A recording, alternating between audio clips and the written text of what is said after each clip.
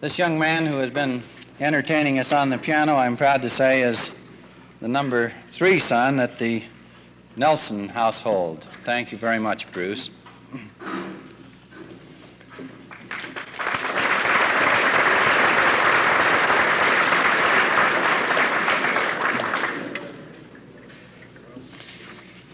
Here comes tomorrow. Only the most fantastic imagination can visualize the world of tomorrow. A world of machines, the language of Fortran, Cobalt, PL1. Yes, the language of computers. Tomorrow, meaning the next decade, computers will regulate traffic. They'll make long-range weather forecasts. Computers will operate transit systems.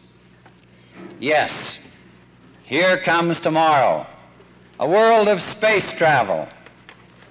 Already, the United States has appropriated $21 billion to land on the moon.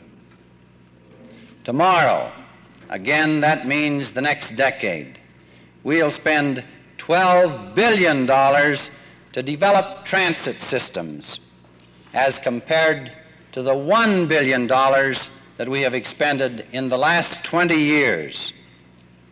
Tomorrow, we'll have undersea farms, enclosed monorails, programmed highways, and ultrasonic dishwashers. Tonight, we hope to give you a greater visualization of the dream of the future and the opportunities and challenges that are ahead. In order to set the stage for tonight's lecture, we are presenting to you a slide film story, Part 2. Part 1 was showed at the previous lecture. This slide film presentation is entitled Preparing for the Jobs of the 70s. It's interesting and challenging, so here we go with the slide film presentation.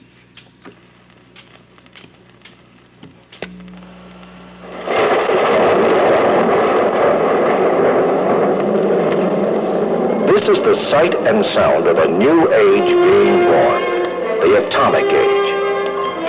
Although atomic energy was first used as a weapon of war, this country has spent huge sums of money since then learning how to harness that tremendous power for peace. The atom has the power to destroy, but it can also create. It can power ships, illuminate cities, diagnose and treat disease and illness. There are many, many uses for atomic energy, but there's one obstacle. There aren't enough trained people to handle the complex equipment and processes. What about you? Are you interested?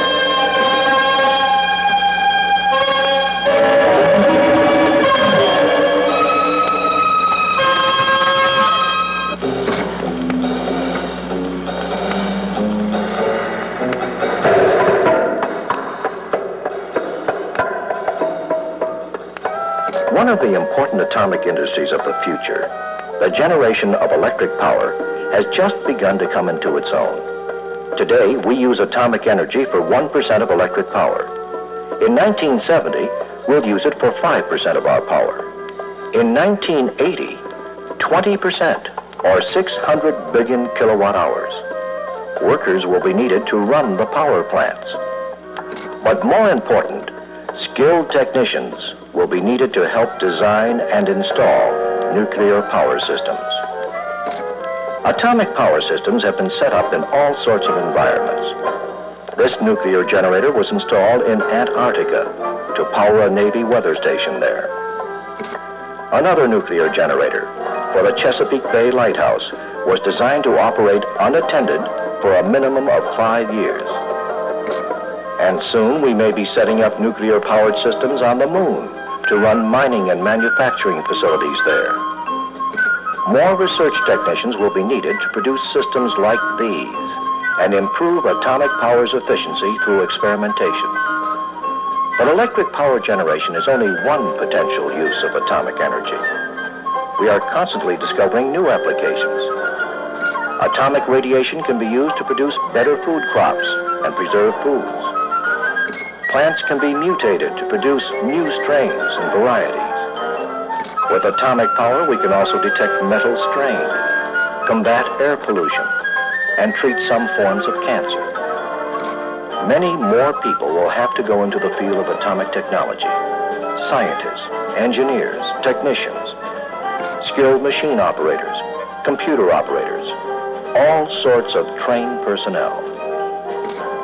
All these new jobs, all this new equipment created because much of our future technology will be based on the atom, a thing so small that you can't see it with the naked eye. Another area where the emphasis is on small things that do a big job is the field of micro-miniaturization. Micro-miniaturization is a process by which an electrical circuit is photographed and a reduced image is used to make a photomask containing hundreds of circuit patterns, each about the size of a pencil point.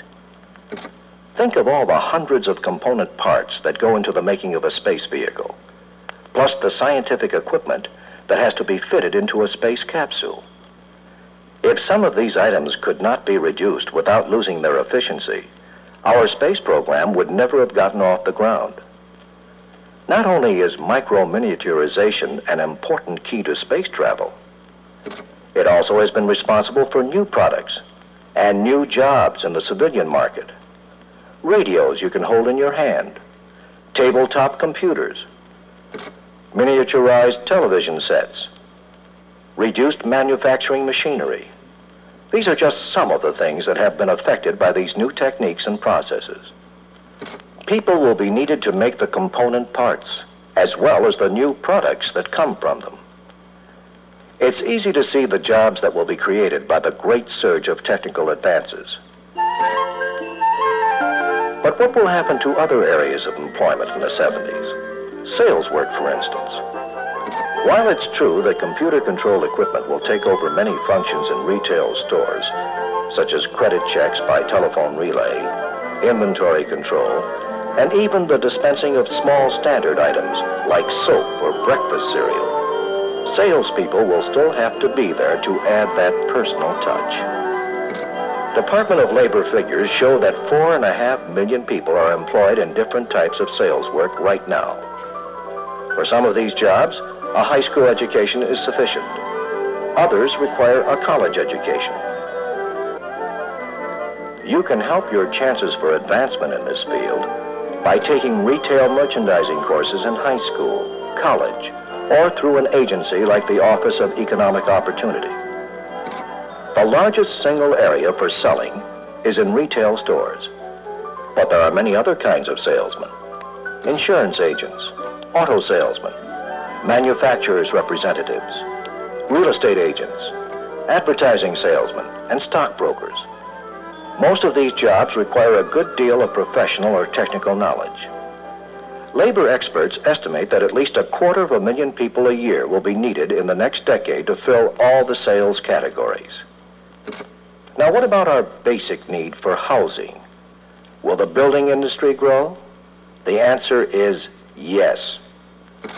Look ahead. Cities of the future may be self-contained, environment-controlled centers, quite different from our present ones.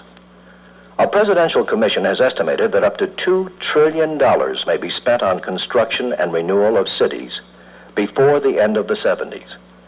In addition to this urban development and renewal, many more people will be buying homes. And these homes will be different. Plastic materials will permit more dramatic design and make construction and maintenance easier, while mass production methods will cut costs. Today, 2.5 million skilled workers are employed in the more than 24 building trades. Despite time-saving devices and techniques, even more will be needed in the future. If you've thought about going into the building business, it would be worth your time to check into the prospects of the various trades.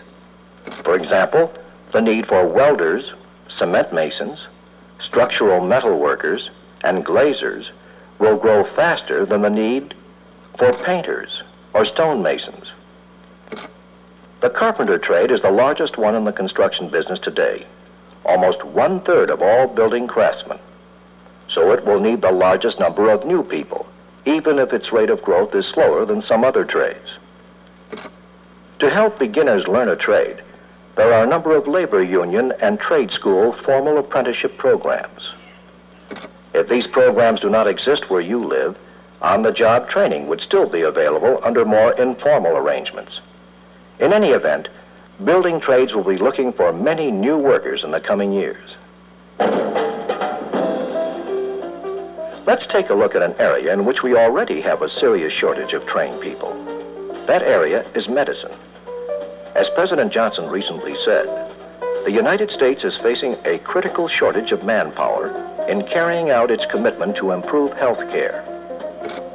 The Labor Department estimates that while 2.6 million people now work in the health field, we are still 1 million short. Medical research has been making tremendous progress, but we are having trouble getting trained personnel to keep up with it. Artificial aids to the heart, transplants of organs, complete prevention of tooth decay, computerized monitoring of a patient during surgery, drive-in hospitals, bloodless laser beam operations. There are so many possibilities if only there were enough people to make these things work. There are 580,000 professional nurses in the United States, but the average hospital has only 80% of the nurses it needs, and it takes from 3 to 5 years after high school to train for this profession. Other nursing areas are seriously understaffed. A practical nurse's training usually only takes 1 year after high school and offers both clinical practice and classroom instruction.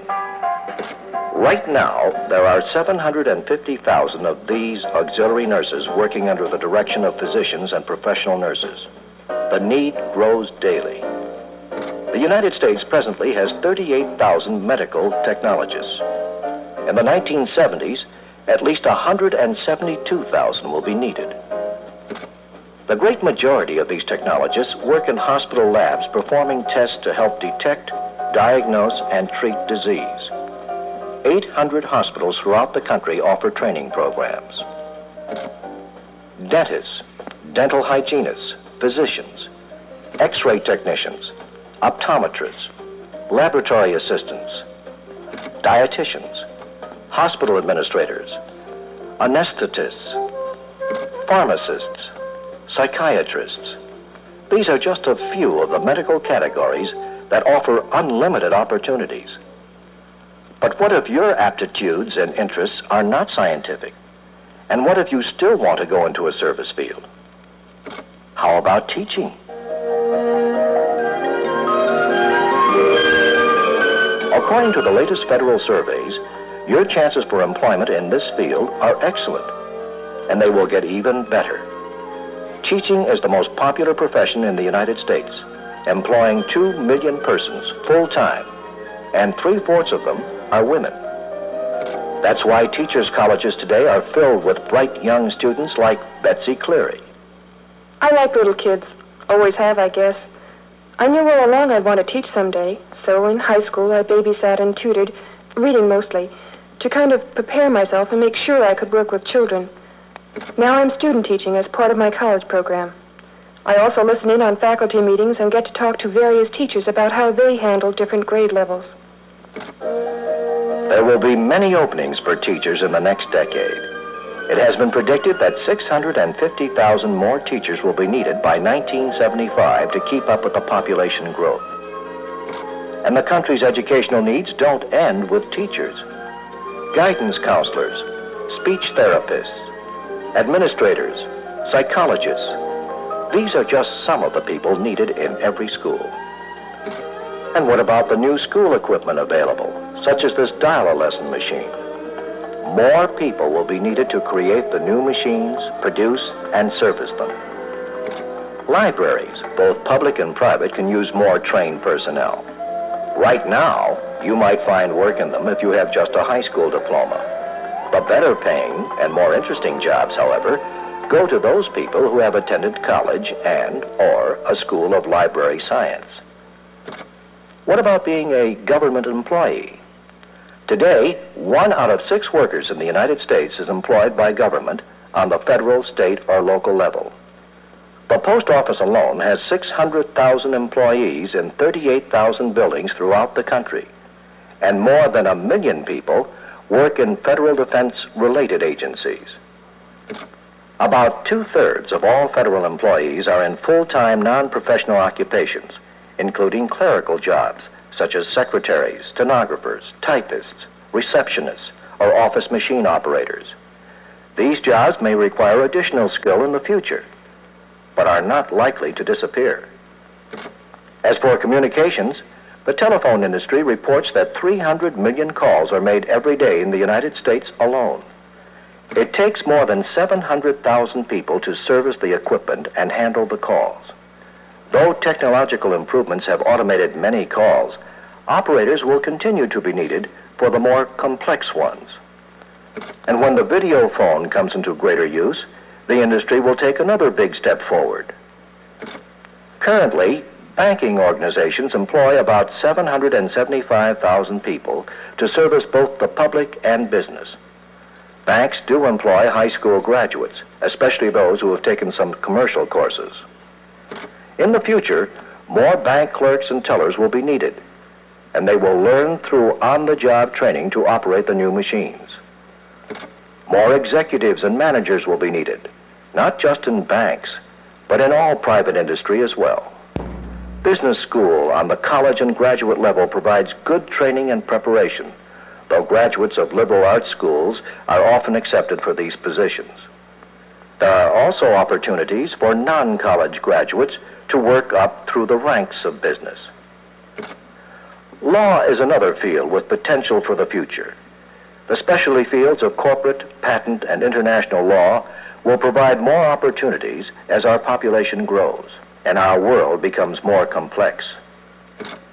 The one general category that we haven't touched on yet is the glamorous field of the arts. Traditionally, these fields are overcrowded and underpaid. There are some occupations that are creative and growing fast, such as advertising, public relations, television and film production, publishing, architecture, and industrial design. Some of the jobs of the 70s will be difficult and challenging, but because of them, we will live in greater comfort and safety. We are beginning to understand the workings of nature. We now send up weather satellites to watch storms as they form. Perhaps by the 70s, we may be able to control or prevent hurricanes and typhoons. The communications satellites now in orbit may be used for a wide variety of other purposes. A nationwide traffic control system might alleviate some of our transit problems. The same Earth survey system could aid in solving problems of water shortages, air pollution, and overall urban planning. Now that you've seen what some of the job opportunities of the 70s will be, start preparing yourself today. Think of where your interests, aptitudes, and abilities can take you in the future. If you're uncertain, see your guidance counselors and teachers. Talk to people in the Job Corps centers. Stop in at the federal, state, and city employment offices. Or write to organizations in the career field that you think will interest you. In the decade of the 70s, lots of good jobs will be available for people who can fill them. Speaking before a national youth group, Vice President Hubert Humphrey said, "This can be an age of miracles. It will be your age."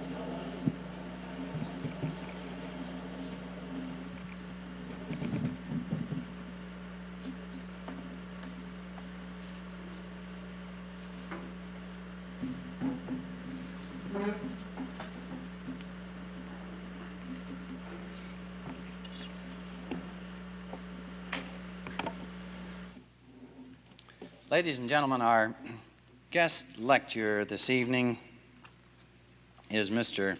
Nicholas L. Strike.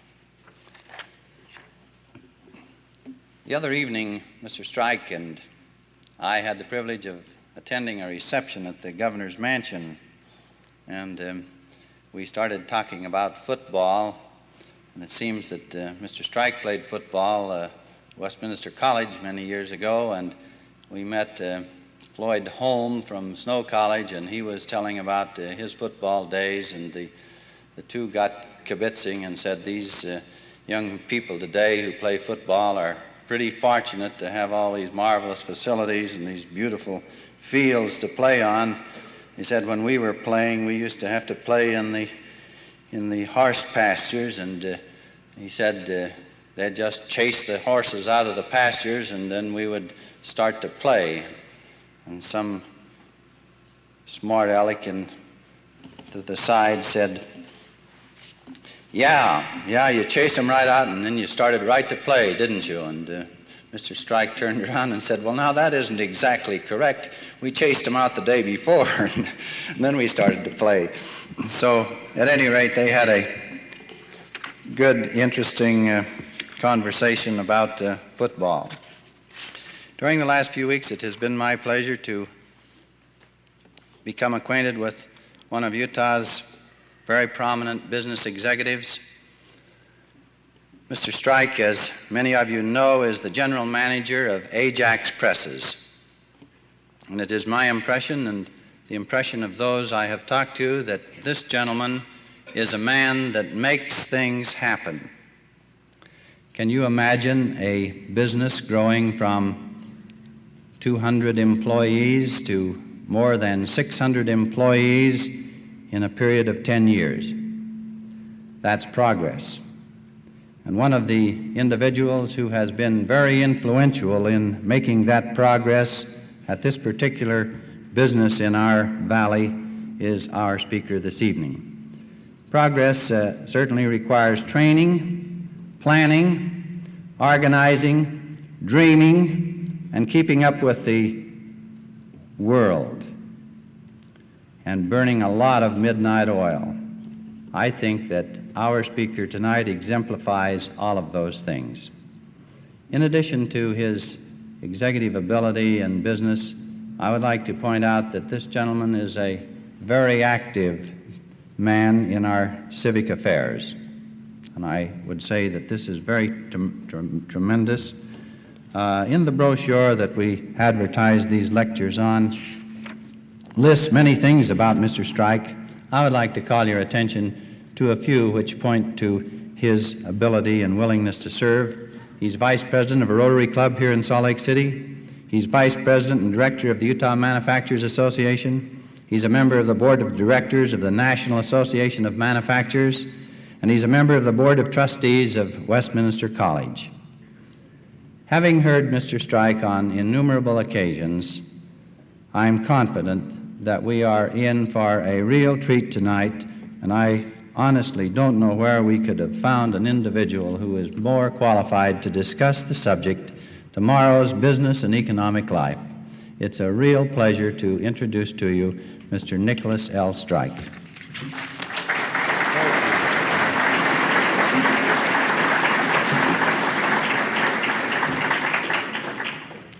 Good evening, lovely ladies and handsome gentlemen. This is one of the nicest audiences that I've ever seen. And it's certainly a pleasure to be with you this evening. And I'm grateful to President Nelson for his invitation, for his gracious introduction tonight, and for the warmth of the audience that we have here. President Nelson, the reason that I have so much time for a lot of these civic activities is that we have a wonderful organization at Ajax Presses that operates the plant on a day-to-day basis and gives me the time to do it. And we have some of our key executives here tonight, and I'd like to express publicly my appreciation to them. It's later than we think.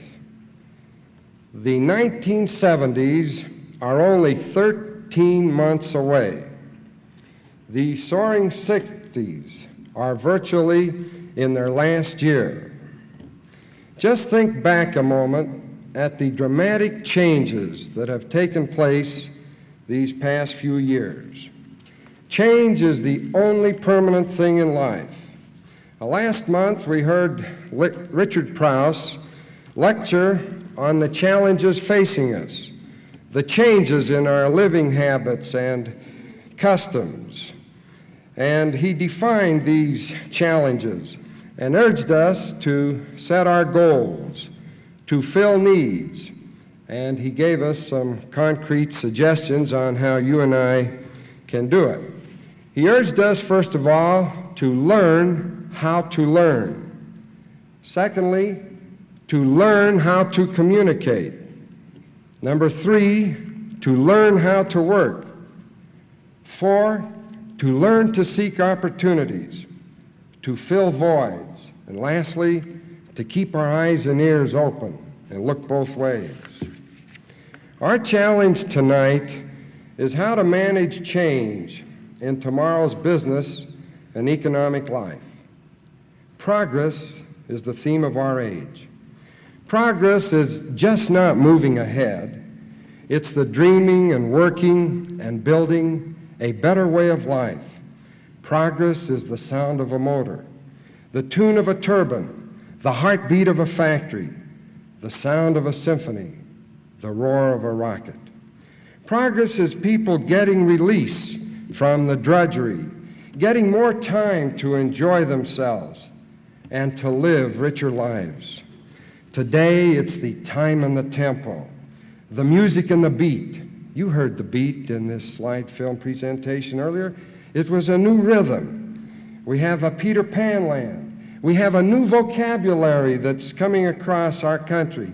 Words like cool heads and groovy and cool it and baby light my fire and you turn me on, a real hang-up and uptight.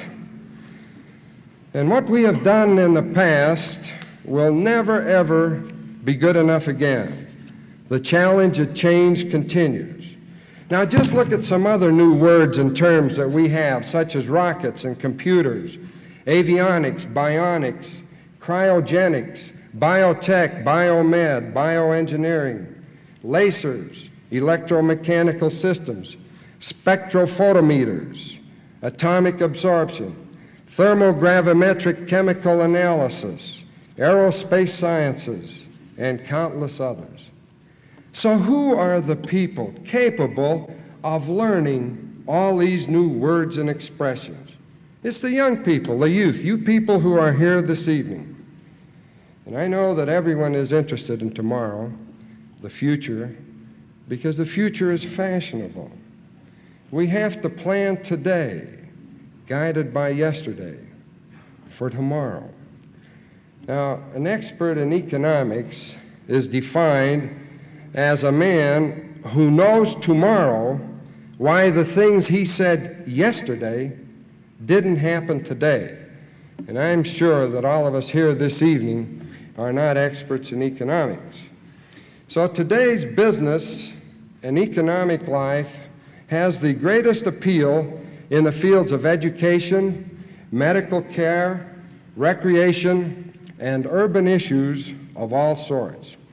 These appeals will be to the individual's personal satisfaction, his personal happiness, personal enjoyment, and personal utility. Now just imagine with me for a few moments what the year 2000 could be like. In the year 2000, the mean income per family after federal income tax will be about $19,000 a year.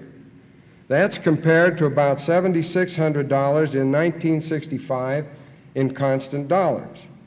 Now, it's possible at a rate of 3.5% per year increase in productivity per man hour to reduce the number of working hours to 1,100 hours per year. Today we work about 1,900 hours per year.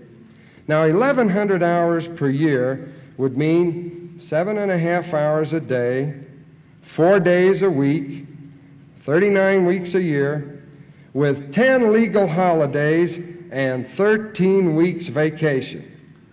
A total of 146 working days and 219 days off. Now that's a lot of leisure.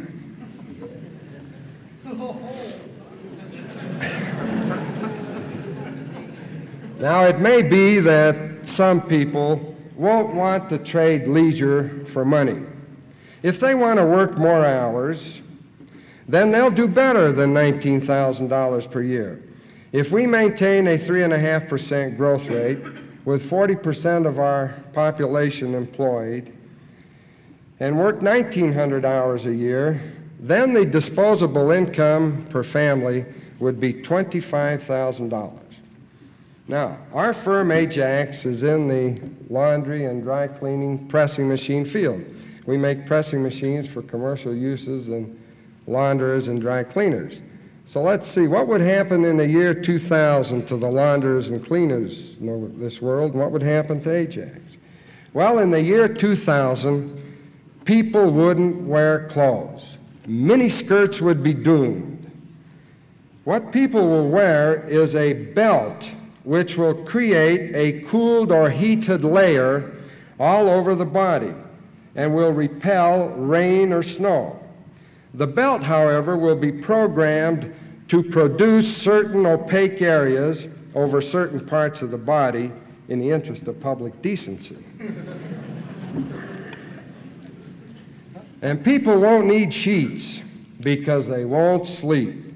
They'll simply take a little pill which will produce a revitalizing half-hour trance, and after which the body will function as though it had slept for 8 hours. Think of all the things you could do. And there will be no tablecloths because people won't dine. They'll simply take pills. And there'll be no need for towels because people will take air baths. And there'll be no rug cleaning because the housewife will all she have to do is push a little button and a fresh antiseptic rug of paper will emerge from a roll under the floor while the old length disappears on another roll over here. Wouldn't that be wonderful, ladies? Does this sound like the end of the textile maintenance industry? Does this sound like the end of Ajax? Well, it would, except for a certain quirk in the human being. He likes the beautiful fabrics. He likes the psychedelic colors and the feel of clothes. He likes to snuggle into his bed and escape the world. He likes the feel of a caressing bath or a stinging shower spray on his skin. He likes to dine leisurely when he can, to enjoy the flavors of food and the beauty of a well-laid table. And he likes the feeling of owning his own belongings, which make up his small world of permanence. And so it's safe to guess that men and ladies in 2000 AD will not have changed dramatically our basic modes of living. The point is that man's progress has increased his possessions of clothes and belongings. Progress has increased his concern for good grooming, for cleanliness, for fresh, attractive surroundings. So the next 32 years can be an unprecedented era of growth and prosperity, with a population of 300 million people, a gross national product of several $1 trillion, and a per family income of over $17,000 a year. Our country will be paying $10 to $15 billion in 2000 AD for laundering and dry cleaning services, which will mean they'll need more and more pressing machines than ever before. The launderers and dry cleaners will still be recognized specialists in textile care, but they'll be dealing with radically different clothing. Most garments will have wires woven into them, which will provide personal heating and personal cooling. Imagine if you were sitting tonight and each of you had your own comfort zone. Driving out tonight, my wife said it was too hot, and I said it was too cold, and we couldn't agree. But if we had our own thermal clothing, there'd be no problem. In large plants, The garments will pass directly onto a conveyor for processing through the plant. In the smaller neighborhood plants, they'll be conveyed into small carts until the load is ready. A computer will determine the exact cleaning method each type of garment will require. And each family's load will have a fine metallic code on each item, just like the codes on your checks that banks use today. So that after automatic cleaning and folding, the load will be reassembled and packaged automatically. And this same machine will price each item so that the final package will provide an itemized bill for the customer and one for the plant owner. And the plant owner's copy will be placed in a memory bank. Then all the bills for the family will be assembled and a statement mailed to the family once each month. Now the housewife will be able to place the bundle in a chute at a plant at any time she likes and claim her completed package at any hour by placing a similarly coded disc in a machine which will produce her package through a chute. And oh yes, this processing machine will be so perfect that it will never break off a button, stretch a knit, or lose the belt off a lady's suit. We feel very strongly that the future is bright in our industry. And we feel that industry and education must cooperate in the training and development of young people so that you can take your proper place in this changing industrial world. And you have to master these new changes that are coming. And you must manage change. And today, your generation is facing some of the greatest challenges that youth has ever been called upon to face. You're in the midst of a population explosion. 26 million new workers have entered the labor force during the 1960s. Now, this is a 40% increase, 40% more than the group that entered in the 1950s. And in the 1970s, probably 50% more. In 1960, we had a population of 180 million people in the United States. 64 million were 18 years of age and under, and 16 million were 18 to 24. This was roughly about 45%. In 1966, our population reached 197 million. We had 71 million under 18 years of age, and 21 million 18 to 24, which was 92 million out of the 197, which had increased to 47% of our population. And then in 1975, it's estimated that we'll have 228 million people. Out of these, 82 million will be under 18 years of age, and 28 million will be 18 to 24 years of age. And that is almost 49%, so we can say that half of our people are going to be under 25 years of age. Now, in July this past year, Congress passed the Housing and Development Act of 1968, which sets as a national goal the construction or rehabilitation of 26 million housing units within the next decade. Of these, 6 million will be federally assisted for low and moderate income families, including 1.75 million units that are going to be needed in this next 3 years. You heard Richard Prowse last month talk about the future of new home construction, new housing. In this connection, I'd like to point out another area of housing that's going to be even more important in the future. In the last 8 years, the mobile home industry has realized an almost unbelievable growth, the kind that parallels the auto industry in many ways 30 to 40 years ago.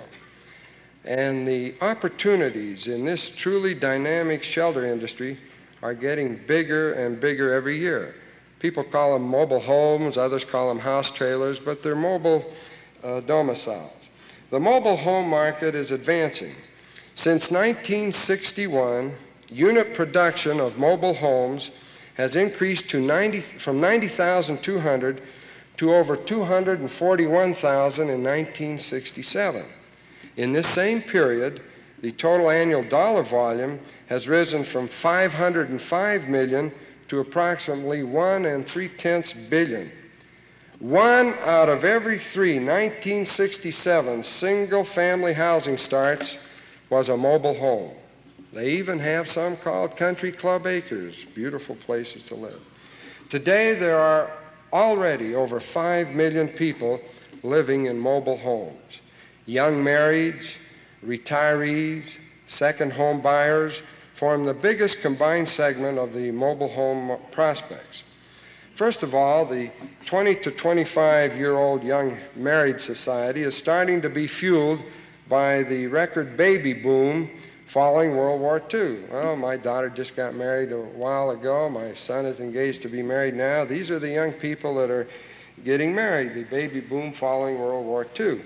And the carefree, budget-minded young marrieds in this age group represent 52% of all those presently purchasing the industry's carefree, budget-priced mobile homes.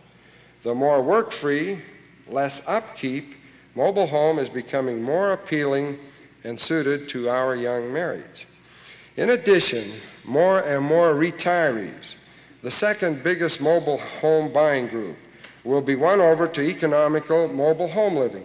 We had our market research director retire from Ajax last year, and in April I went up to visit him, and here he had his mobile home in this beautiful acreage up in the Redwood Forest in Eureka, California. One of our other engineers is planning to retire, and he has his mobile home already, and he's going down to Mexico to live in that. So this group, with the fixed Social Security benefits, the retirement and pension incomes, plus the trend to earlier retirement and longer life expectancy, make this inevitable. A mobile home on the lake, in the mountains, or in the country fills the desire of the carefree second home perfectly at the right price. Estimates are that the mobile home industry will produce 400,000 homes annually by 1972. Now, along with mobile homes is what we call the recreational vehicle industry, which grew out of the mobile home industry. And this is actually growing at a faster rate than mobile homes. Specifically, a recreational vehicle is, in broad terms, covers the various kinds of travel trailers, truck campers, camping trailers, and motorhomes. Just out of curiosity, I went out to the Ajax parking lot the other morning, and I counted the number of campers and recreational vehicles we had, and we had 75 of them. Men are coming to work in them every morning. I was astounded. These are designed for temporary dwellings during weekends and vacations for traveling and camping fun. There are already almost 2 million recreational vehicles in service. Industry predicts that 7.5 million recreational vehicles will be on the road by 1980. In general, these increasingly longer vacations and more holiday weekends with more disposable personal income to go along with them are spurring the sales of these recreational vehicles. Now, on January 1st, 1971, which is a couple of years from now, a bill was passed by Congress which will reschedule 4 national holidays to fall on Mondays to give us more long weekends. This date was set 2 years hence in order to give the states time to enact similar legislation. You probably can all look forward to observing the following 3-day weekends. Washington's birthday will be on the 3rd Monday in February. Memorial Day will be the last Monday in May. Labor Day will continue to be the 1st Monday in September. Columbus Day will be the 2nd Monday in October.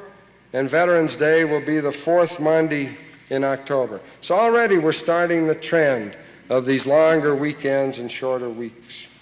And so when you talk about trailers and recreational vehicles, in mind comes autos. In the United States, where there is already 1 car for every 3 persons, it is expected that the number of autos in use will triple by the year 2000. Nor is it likely that spectacular advances in other transportation will make the automobile obsolete. Supersonic transports and huge Airbuses will soon be flying, but their passengers will deplane at airports with mammoth parking buildings and parking lots. And jet-powered trains may very well carry the businessman from one city to another at speeds of yesterday's planes.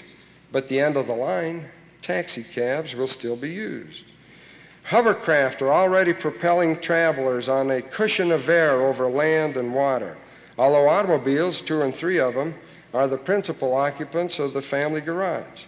The car that established instant mobility as a way of life today will be a familiar part of tomorrow's world. Surprisingly, the car tomorrow will not appear to be a radical departure in terms of overall design from many of the streamlined models that are common on today's highways.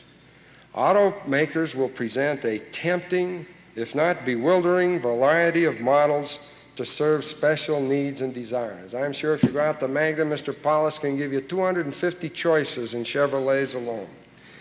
Tomorrow's automobile buyer may choose among commuter cars, mini cars, high-speed family vehicles, youth cars with built-in speed ceilings, bantam-sized family buses, all-terrain vehicles, trailers, campers, haulers, wagons, sports cars, even these little portable heli cars, and probably a few other types that haven't even been dreamed about so far. Gone will be the steering wheel, and in its place a pair of control handles that not only direct the course of the car, but its speed, acceleration, and braking as well. And even these functions are only for part-time manipulation by the driver. For when he enters one of tomorrow's mammoth superhighways, the driver will become a passenger. His automobile's electronic sensing system will be tuned in on the guidance control cable that's embedded in the roadway, and that will take over. Then the driver can relax with his newspaper or a book or watch a television program while electronics masterminds the driving, maintaining at all times a respectful distance from neighboring bumpers and signaling an alert when the programmed exit is reached, and then the controls revert to manual. Beneath these chrome-trimmed exteriors, built-in computers will maintain a vigilant check on oil and tire pressure, brakes, door locks, and generator performance. The first hint of trouble will activate the computer to talk to the vehicle's operator in well-modulated and pre-recorded tones, perhaps announcing, "Your fuel reserve is low. You have approximately a 50-mile range left. Your fuel reserve is low, low, low, and you better pull into a gas station." In addition, automatic sensing devices will turn on headlights and constantly adjust them for maximum visibility in fog, rain, and snow.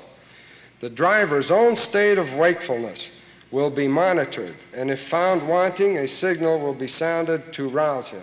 My wife says I'm the only fellow that can drive while asleep, and she thinks this will be the greatest contribution the automobile manufacturers can make. Elsewhere, improved materials, higher strength alloy steels, and super corrosion resistant stainless steel will be employed to make cars lighter and safer and more carefree to own and maintain. What is safest to say is that the automobile of the future will reflect the technology of the future, and tomorrow's car promises to be a fantastic vehicle indeed. Then when we talk about cars, the next thing we think about airplanes. Well, what are about airplanes? What are they going to be like? The airline industry is in an era now of huge investment in expensive equipment, of escalating wages, of steadily decreasing fares. The fares are coming down. High-capacity aircraft to increase production. Advanced automation to cope with the massive amounts of data on reservation, airport handling, maintenance, and logistics. Aircraft with a higher capacity and greater speed will transport passengers at a lower cost per unit, or lower cost per seat mile, as they call it, in spite of these higher initial investments. In this respect, the introduction of jets in the late 1950s was a major step forward. Today we have in service the Super DC-863 with a carrying capacity of more than 200 passengers. Tomorrow we'll see the introduction of the giant Boeing 747, capable of carrying up to 350 passengers faster, more comfortably than ever before. The future? Supersonic airlines whisking passengers to their destination at nearly 3 times the speed of sound. Automation is indispensable. Already work has commenced on the building of a brand new computer center. The computer center will be connected to every airline booking office in the world so that complete and up-to-date information on seat reservations will be available anywhere, at any time, at the push of a button. It will store performance data on every part of every aircraft and produce up-to-date information allowing perfect maintenance of the air fleet.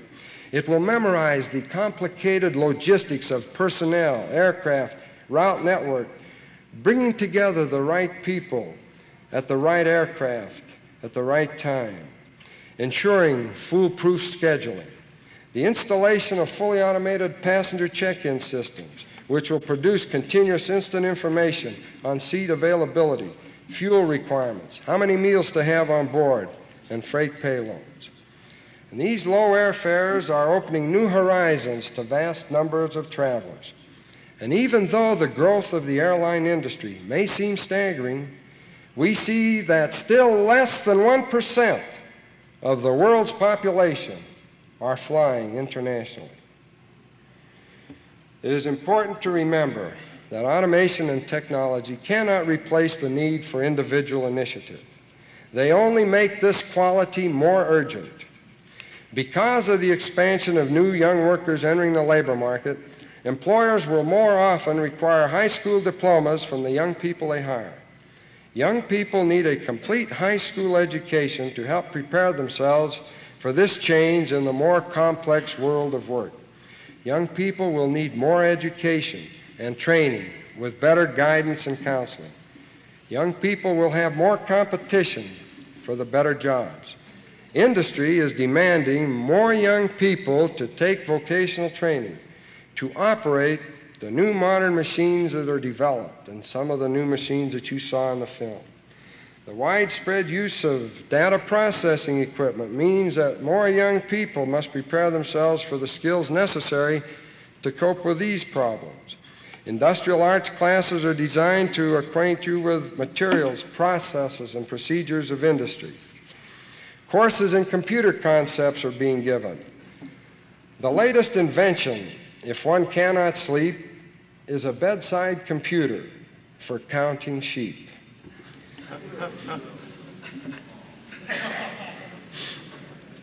My young son wants to be a computer executive, and he's studying computer concepts. And last year he walked in at home. He walked in and he says, "Pop," he says, "one of these days I'm going to bring a little black box into your office about this wide, place it on your desk, and it will replace you. You're an obsolete executive." And I know that micro-miniaturization of computers is going on, and I say, well, even I am classified today as an obsolete executive. But besides computers and electronics, there's a great need for training in auto mechanics, welding, machine shop, sheet metal, building trades, electricity, drafting, art, business practice, practical nursing, printing. Industry will be able to use students trained in all of these vocational skills. Now let's take a brief look at business here in our state of Utah. Here in Utah, we are rapidly becoming a part of the nation's industrial community. Utah is doing all in its power to attract new companies to build plants in our state through the Industrial Promotion Commission. From 1952 to 1962, Utah had an employment boom, particularly in our area. 13,000 new jobs were created in the aerospace and the electronic industries. And private industry throughout the state, led by the Utah Manufacturers Association and our Chamber of Commerce, formed Pro-Utah, a private organization with privately subscribed funds to endeavor to bring industry into the state. And secondly, to support the passage of the Freeport Law, which would make our state competitive with our neighboring states. The Freeport Law was a positive step. It eliminates the tax on inventories that are brought into our state for processing by our factories or storage to be shipped out of the state within 12 months. As a result, the Clearfield, Utah Freeport Center has over 50 companies that are warehousing or manufacturing there. Most of you will recognize the prominent names such as Carnation Milk, Del Monte, Sears, Admiral, and many others.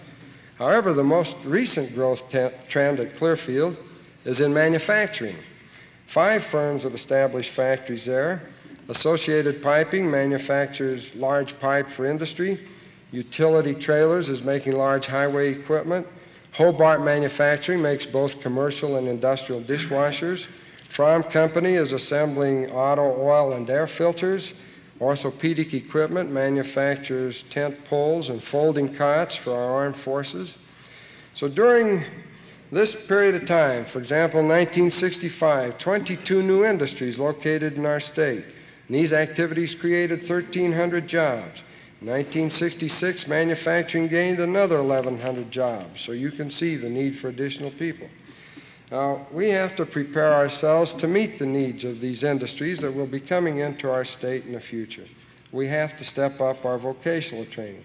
We're hoping that the final completion of all the beautiful planned facilities for our Utah Technical College here is a vital goal.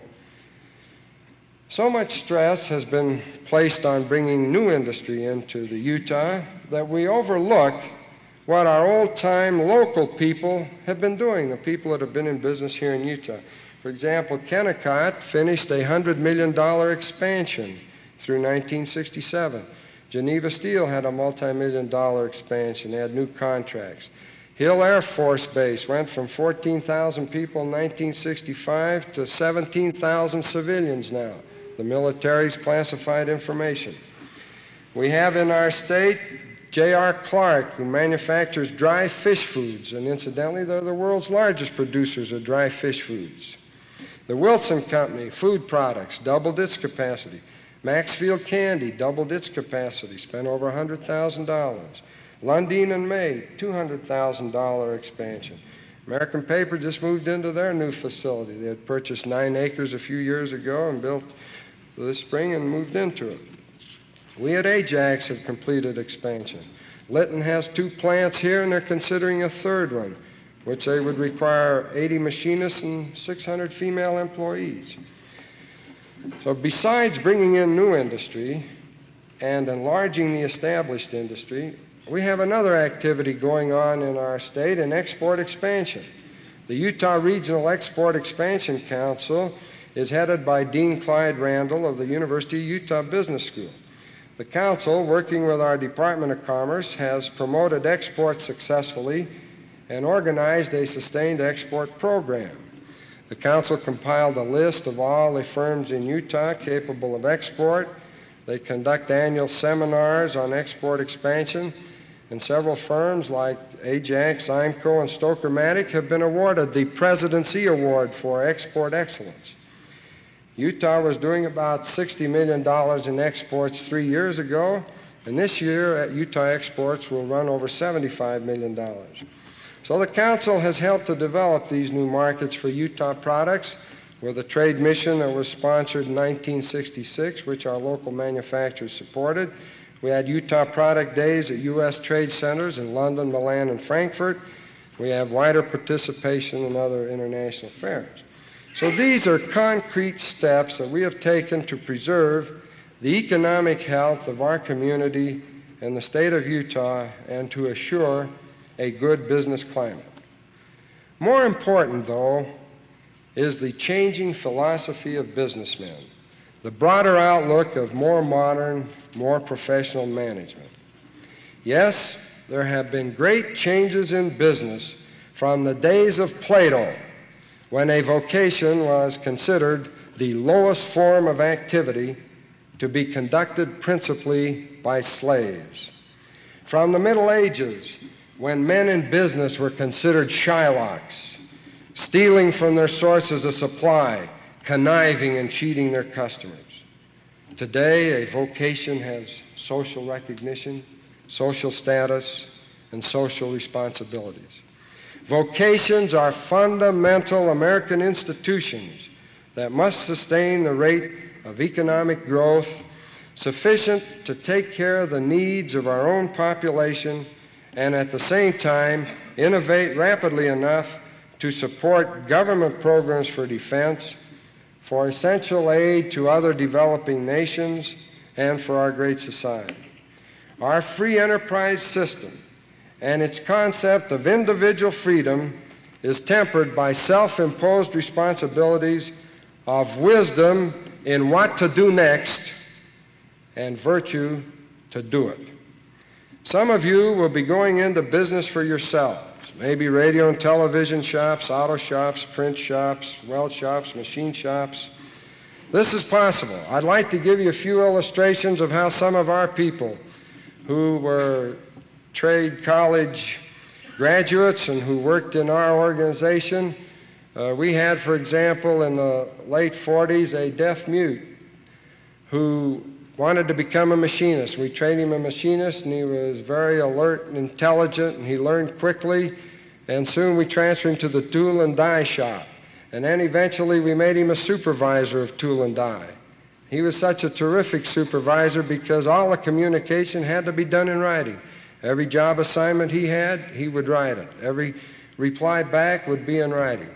And finally, after working for us for about 14, 15 years, he had saved enough money.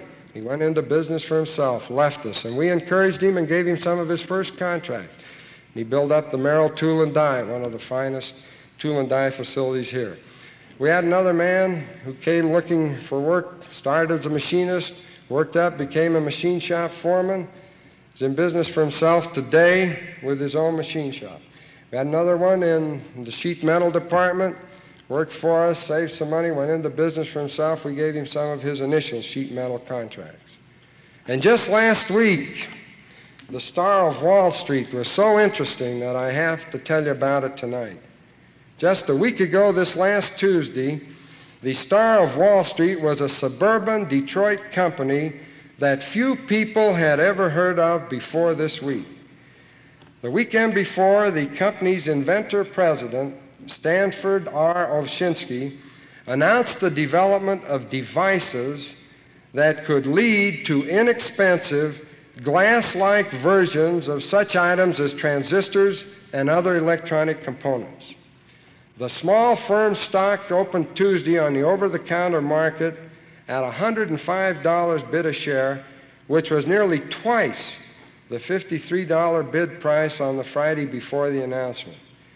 The asking price on last Tuesday rose as high as $130. Now, Ovshinsky is a 46-year-old trade school graduate, and he says that these new devices could produce significant changes in the field of television, rocketry, and computer research. The devices are smaller than a transistor and can be produced more cheaply and more reliably. You saw one of those circuits that was enlarged on the screen here earlier, the size of a pencil point. So it just shows you that there's no limit to man's imagination. But when you go into business for yourselves, remember that the first purpose of a businessman is the profitable conduct of his enterprise, because profit is the sole source of his power for good. There can't be any argument on this point. Some say that profits is the most beautiful word in the dictionary. You reinvest your profits, your business grows, you buy more new equipment, and then you'll be out looking for young vocationally trained